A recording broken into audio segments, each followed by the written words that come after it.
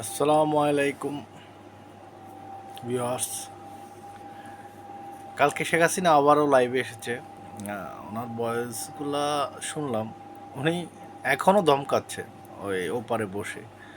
আচ্ছা, উনি এত ধমকাধমকি করলে বা ওনার যদি এতই রাজনৈতিক প্রজ্ঞা থাকে তাহলে উনি দেশ ছাড়লেন কেন? ওনার কাছে তো সময় ছিল। ছাত্রদের ৩ তারিখে ডাক দিয়েছিল, ৬ তারিখের বিষয়টা উনি তারপর ৫ তারিখ ওই রাতেই চেঞ্জ করা হয়েছে যে পুরো লং মার্চ ৫ তারিখে হবে, ৫ই আগস্টে হবে।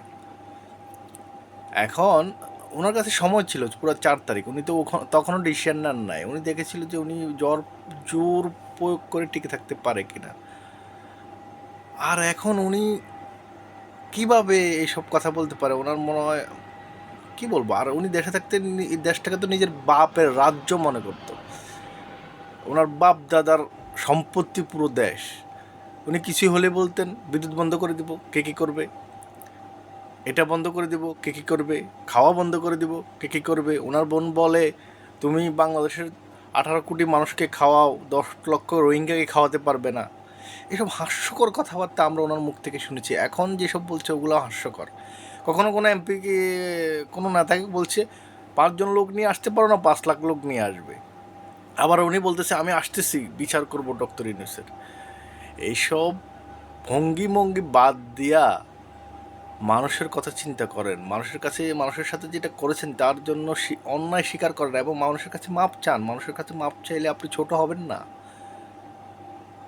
আপনার মানুষের কাছে মাপ চাওয়া উচিত। এই দেশের মানুষ আপনাকে 2008 সালে ভোট দিয়ে এই দেশের ক্ষমতার দায়িত্ব দিয়েছিল, এই দেশের দায়িত্ব দিয়েছিল, কিন্তু আপনি সেটা পালন করেননি, পালন করেন নাই। আপনি 2011 সালের পর থেকে নিজেকে যেভাবে ক্ষমতা দেওয়ার ভাবা শুরু করেছেন, মনে হয় যে আপনার দেশটা আপনার বাপ, কিছু হলে আপনার বাপ আপনার জন্য রেখে গেছে।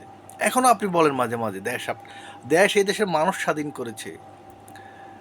এই দেশের মানুষের প্রয়োজনের তাগিদে এই দেশের মানুষ বাঁচার জন্য, নিজের স্বাধীনতার জন্য দেশ স্বাধীন করেছে। এখনও এই দেশ আপনাকে বিতাড়িত করেছে শুধু নিজের স্বাধীনভাবে বেঁচে থাকার জন্য। কারণ মানুষ কথা বললেই আপনি মানুষের কথাকে কোনো মূল্যায়নই করতেন না। আপনি এখনও ঘুমের ঘরে আছেন। আমি চাই আপনি এখনও আপনার ঘুম ভাঙে নাই। ঘুম ভাঙুন, দেখুন মানুষ আসলে কি চায়, কি বুঝে, তারা আপনার কাছ থেকে কী চায় সেটা দেওয়ার চেষ্টা করুন। অযথা এইসব ফালতু কথা বলে মানুষকে হাসাবেন না।